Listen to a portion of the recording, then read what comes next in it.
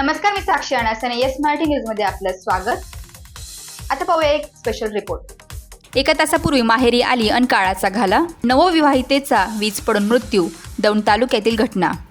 कासुर्डी येथे माहेरी आलेल्या नवविवाहितेचा वीज पडून दुर्दैवी मृत्यू झाला. ही घटना मंगळवार रोजी सायंकाळी 5 वाजेच्या सुमारास कासुर्डी गावातील सोनजाई मंदिराजवळ घडली.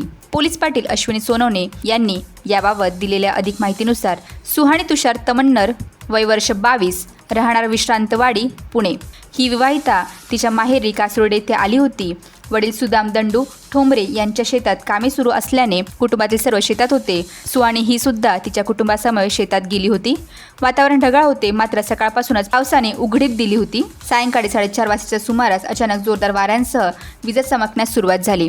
काही काळाच्या आत एक जोरदार आवाज येऊन वीज सुहाणीच्या अंगावर पडली. कुटुंबाने तिला तातडीने उरळी कांचन येथील खासगी दवाखान्यात उपचारासाठी नेले, मात्र दुर्दैवाने उपचारापूर्वीच तिचे निधन झाले होते. मागील वर्षी सुहाणीचा विवाह झाला होता. तिचे सासर विश्रांतवाडी, पुणे येथे होते. तिच्या मावशीच्या मुलीचे लग्न असल्याने माहेरी आली होती. गुरांना घास आणण्यासाठी भावासोबत शेतात गेली असताना अचानक वीज पडून दुर्दैवी मृत्यू झाल्याने परिसरात हळहळ व्यक्त होत आहे. येस मराठीसाठी पुणे विभागीय संपादक संजय चांदगुडे, दौंड.